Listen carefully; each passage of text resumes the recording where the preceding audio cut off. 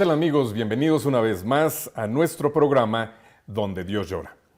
Un programa donde conocemos las realidades de la iglesia que sufre y pasa necesidad alrededor del mundo. El padre Esteban Cornejo de la Compañía de Jesús es miembro de la comunidad jesuita de Cerocahui en la Sierra Tarahumara en el estado de Chihuahua, México.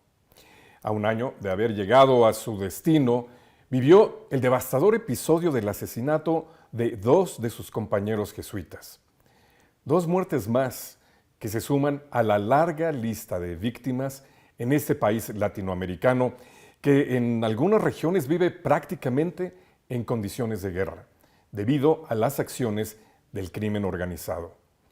Hoy podremos conocer un poco lo que lleva en el corazón un hombre que no se amedrenta ante el peligro, aunque lo reconoce, pero que sabe que su misión es servir a sus hermanas y hermanos, sin importar el riesgo de su propia vida.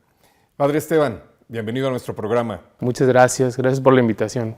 De verdad que le agradecemos mucho el esfuerzo que haya hecho de venir desde la sierra para poder compartir esta entrevista.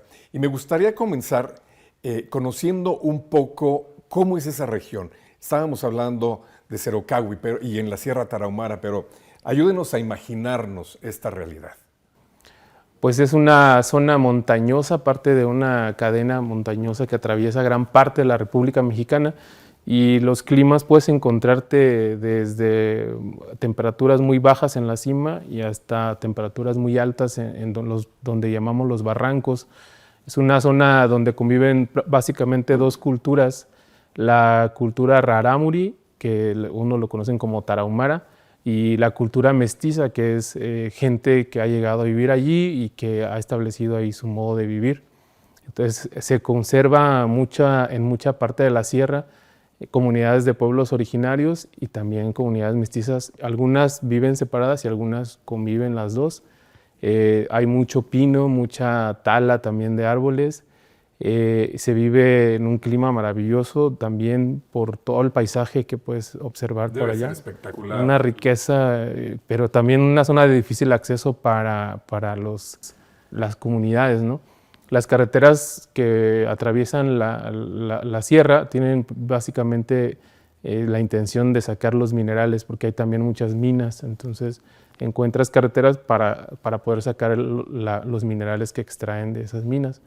Pero las demás comunidades tienen accesos muy difíciles, los trayectos para nosotros son largos, de muchas horas. Entonces es una zona como muy contrastante, ¿no? Entre la belleza que atrae al turista y por otro lado como comunidades medio rezagadas por la misma sociedad, la comunidad y el gobierno, donde a veces hasta sacar un acta de nacimiento lleva meses o simplemente te niegan el servicio porque no hay, no sé, hay como... es una región que contrasta mucho en todos esos aspectos. Ahora, usted, desde lo que ha sido su formación, ha tenido oportunidad de estar trabajando con distintas comunidades indígenas. Sí. ¿Encuentra similitudes en estas condiciones de marginación, de limitación de recursos?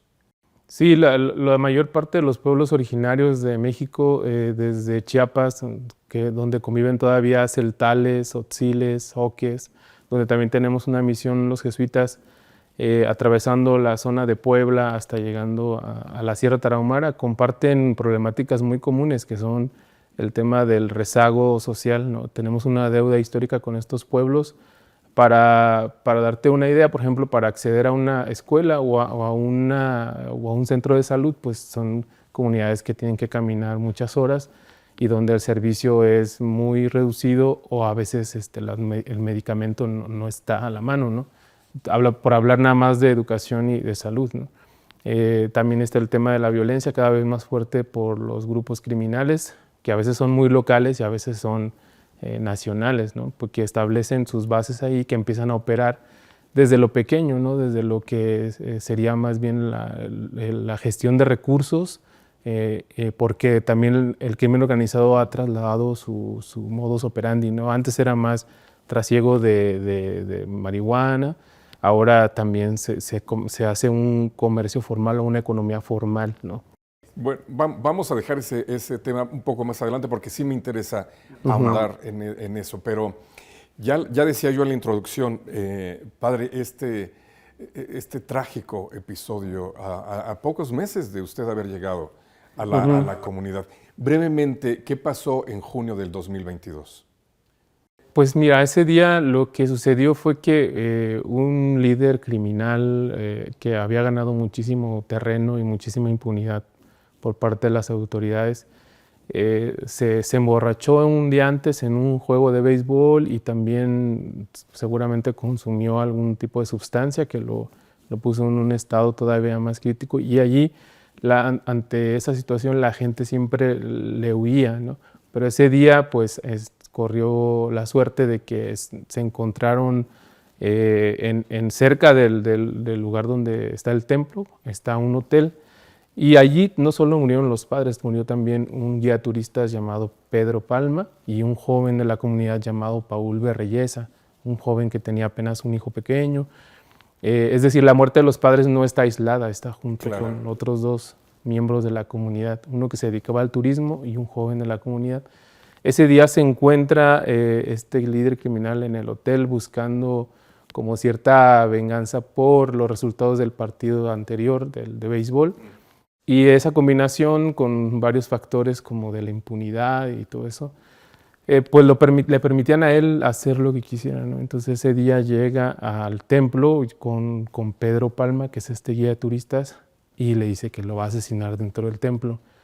Él pide hablar con alguno de los sacerdotes, lo mandan llamar al padre Javier Campos, que es el párroco en ese tiempo, y va y nosotros lo estábamos esperando para comer, de hecho, ¿no? Llega y le dice pues que buscan al padre, ¿no? Entonces el padre va a ver qué sucede con esta situación, trata de mediar la cosa para que no maten a Pedro Palma, lo sacan del templo, se quedan en el jardín de la casa. Y luego llega el padre Joaquín, que venía de la tienda, y en el jardín como que todavía yo alcanzo a verlos como convenciéndolo de que se vaya, lo que le decían, vete a tu casa, descansa, ¿no? Y ya más bien lo que sucede es que cuando salen por la puerta de la oficina, asesinan a Pedro Palma y lo meten hacia el templo. Y ahí es cuando el padre Joaquín le dice al padre, que le decimos el padre Gallo, que era el padre Javier, voy a ir a darle la unción, ¿no? Acaba de morir. Y dice el padre, ¿para qué vas? Ya se murió. Pero dicen, bueno, si quieres ve. Entonces él va, y cuando va se vuelven a encontrar con estos criminales. Y como que hay un descontento en él, ¿no? Y entonces él también se va contra los padres. En ese momento yo salgo con otro padre que venía de visita de Roma, un padre que venía de visita, y nos escondimos nosotros porque no nos conocía. Entonces los otros dos padres, el padre Jesús y el padre Javier, van con el padre Joaquín, y lo que cuenta el padre Jesús es que los pone así frente al presbiterio, más bien en el presbiterio, y junto al sagrario asesina al padre Joaquín primero, y después el padre Gallo como que hace una seña como de ¿qué hiciste? ¿Por qué haces esto? Y también a él le dispara, y el padre Jesús se queda en medio y dice, bueno, yo ya encomiendo mi vida aquí también, ¿no? Sigo yo, pero por alguna razón queda él vivo, y se van conversando los dos, y después de una hora de estar conversando afuera, entran unas camionetas y sacan los cuerpos. Hasta ahí, como yo estaba escondido, yo hasta ahí vi que sacaron a los cuerpos de Pedro, del padre, de los padres, y después de un tiempo más se fueron. Pero todo eso sucedió como en un lapso como de 2 a 3 horas, y lo que vivimos en la comunidad fue más bien como una representación también de lo que sucede en todo el país, ¿no? O sea, de grupos criminales que adquieren mucha fuerza, que adquieren impunidad, y que logran hacer lo que quieren en lo económico, en lo político, hasta imponer autoridades, ¿no? Y en ese caso eso fue la combinación, ¿no? De todas estas cosas. Ya habían muertos anteriormente, pero hasta que le tocó a ellos fue como que se volteó a mirar hacia la Sierra Tarahumara. Padre, pues lo vio usted, fue testigo ocular de todo esto, y pues Dios no tenía en sus designios que hasta llegara su vida. Pero, ¿vive ahora con miedo? Sí, sí, sí. Yo he aprendido a que puedes vivir con miedo. O sea, el miedo no te paraliza. O sea, el miedo que te paraliza, obviamente hay que desmantelarlo, hay que ayudarnos. Pero yo vivo con miedo porque la gente vive con miedo. O sea, Claro. yo no puedo decir, no tengo miedo si me encuentro a un camión con gente armada. O yo sí tengo miedo, o sea, pero no es el temor que me impide no realizar mis actividades, no visitar las comunidades.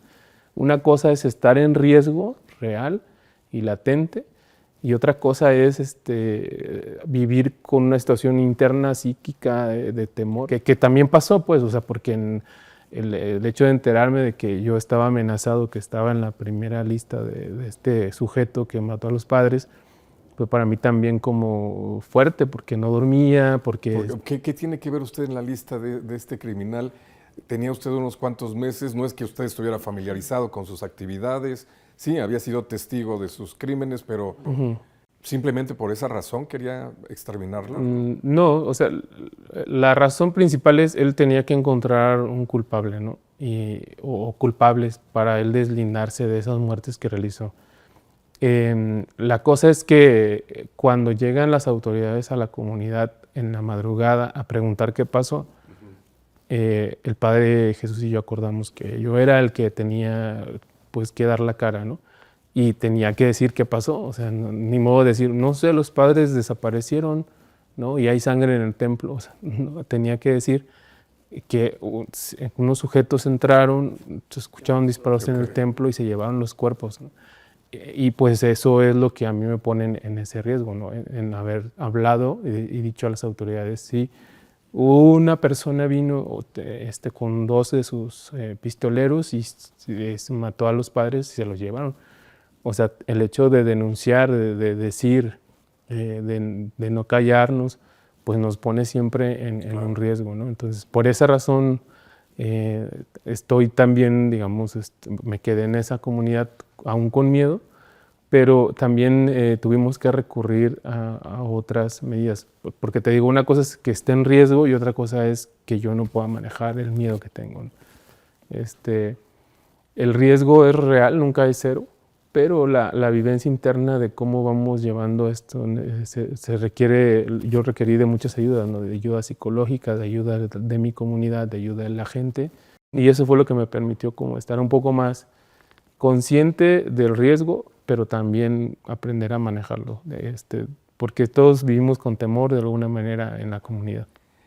Quiero ahondar en ese punto, padre. Yo creo que esta tragedia lo hace usted más empático con la gente, porque ya no es que vienen y le cuentan de una familia que le mataron al papá o le mataron al hijo, o sea, usted le mataron a sus compañeros. Entonces eso le ayuda a usted a tener una mayor empatía con el sufrimiento de las personas. Creo que es al revés. La gente nos tuvo compasión ahora. O sea, nosotros siempre vamos a las funerales a decirle a la gente cuando le matan o le desaparecen a alguien, tenga fe, tenga esperanza, todo es por algo, no sé qué. Y ahora nos tocó más bien llorar, o sea, y ser consolados. No somos los intocables, no somos los fuertes y necesitamos... yo le decía alguna vez en alguna entrevista, más bien nos tocó estar en el lado de las víctimas, no del lado del que consuela.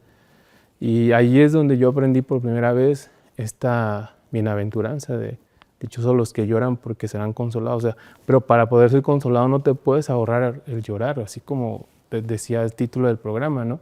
Cuando yo estaba llorando el día que trajeron los cuerpos, estaba abrazado con una... Después. Ajá, regresaron los cuerpos, los entregaron o los encontraron, ¿no? Que es otra manera de decirlo. Estaba abrazado con una amiga religiosa que quería mucho al Padre Gallo y yo me acuerdo de ese momento de decir, no somos intocables los sacerdotes, los jesuitas. Nosotros no siempre vamos a consolar, nos toca ahora ser consolados. Y la gente se compadecía de nosotros, ¿no? Y esa es la diferencia, no somos nosotros empáticos porque nos mataron a alguien, ¿no? Ahora más bien la gente ha tenido compasión de nosotros y nos ha tocado llorar. y eso nos pone de otra manera en la realidad. No somos como quien llega a dar un proyecto o a dar una palabra de esperanza solamente, ¿no? Para la gente nuestra presencia es esperanza, pero para nosotros el consuelo ahora es de ellos y nosotros nos toca. Que tenemos miedo, que queremos a veces salir corriendo, que las cosas no nos salen, que nos preguntamos por qué a nosotros. Esa es la diferencia. Digo, ahora no se trata de empatía de este lado, sino de aprender a llorar para poder vivir la bienaventuranza. Tienes que llorar. Pero llorar no es un... O sea, nadie quiere llorar, no pedimos un fruto de dolor, no quiero sentir dolor, nadie quiere, ni Dios quiere que lloremos. Pero cuando llega ese dolor, esa desgracia se transforma en gracia cuando tú sientes realmente que atraviesas ese llanto y hay alguien del otro lado abrazándote o consolándote. Qué enseñanza más profunda, Padre, de verdad. Ahora, ya en 2 ocasiones ha utilizado la palabra esperanza. Pues sí, ciertamente uno esperaría que un jesuita, un sacerdote, fuera un canal de esperanza. Y ahora más en esto que seamos llamados peregrinos de esperanza. Pero, ¿cómo ejercer eso, Padre? ¿Cómo ser un canal de esperanza? ¿Cómo ser un catalizador de esperanza para la gente, especialmente en estas circunstancias? Hay una frase del padre Alberto Hurtado, San Alberto Hurtado, un jesuita chileno que murió por ahí en los 50, y él decía que Jesús tuvo una esperanza y esa esperanza somos nosotros. O sea, Jesús también tuvo una esperanza, esperaba en nosotros, ¿no? En ese sentido, yo creo que hablar de esperanza tiene ahorita muchísimo más reto porque justamente como que la desesperanza por la realidad que vivimos en muchos términos económicos, sociales, culturales, violencia, en el mundo incluso, ¿no? En todo el mundo, nos van orillando a perder como mucho de lo que da la esperanza, ¿no? Y también la confundimos mucho con optimismo. Dice el Papa Francisco, no es lo mismo, ¿no? O sea, esperar, nuestra razón de esperar tiene que ver con que el Dios de la vida y el Dios de la historia no creó el mundo y se alejó y vio después desde lejos, sino que el Dios se hizo carne y se metió en la historia, se metió desde adentro, y Él también sigue siendo el Señor de la historia, como muchos teólogos piensan en América Latina, ¿no? Dios no va a dejar la historia del ser humano sola, sino que Él también llevará la historia a una plenitud, a una consumación, al final de cuentas, ¿no? Y en la cultura rarámuri, la esperanza, el poder esperar algo, tiene que ver con sentirse parte de una comunidad. Todos sus ritos, todas sus enseñanzas, toda su vida transcurre porque existe una comunidad. Si no estuviera presente la humanidad como comunidad o las culturas originarias como los tarahumaras o rarámuris, si no existieran esas comunidades que todavía nos dan unos vestigios de esperanza, seríamos todavía muy empobrecidos. Por eso cuando una cultura desaparece, se muere una parte de nosotros como humanos, ¿no? Lo que nos ha regalado la cultura rarámuri, los pueblos originarios a los misioneros y a las misioneras, es su manera de decir el mundo, de entender a Dios, y Dios ya estaba con ellos antes de que llegara la iglesia. Eso es lo que nos ha enseñado ellos, ¿no? Nosotros no llegamos a evangelizar a las personas ni a las culturas, ¿no? Nosotros también somos evangelizados con su modo de entender a Dios y con su modo de vivirlo. Entonces, esa esperanza se vive en comunidad, no se puede como desligar una cosa de la otra. Padre, corre el tiempo y podría pasar horas con usted hablando de todo esto, porque pues sí, son respuestas muy profundas, Padre, con mucha teología detrás. Pero sí me gustaría que nuestra audiencia pudiera escuchar de usted 2 cosas. ¿Qué quiere usted que la Iglesia Universal sepa de su comunidad, de los rarámuris, digamos, específicamente? Y 2, ¿cómo podemos ayudar? Bueno, a mí me gustaría que la comunidad eclesial que viera este video conociera que en la Tarahumara hay pueblos originarios que todavía conservan mucho de esas comunidades primeras, originarias, donde se comparte, donde se abre del yo al nosotros, donde Dios aparece también acompañando esos pueblos. Y ellos son buenos pastores de los que vamos para allá. Ellos nos enseñan. Que sepan que en la Sierra Tarahumara hay una comunidad eclesial viva con una riqueza cultural que nos enseña a nosotros otro modo de decir el mundo, de decir a Dios, de decir la vida. Por ejemplo, tan solo escuchar que dicen a Dios honorúgame o honorúame, que es el que es Padre, ¿no?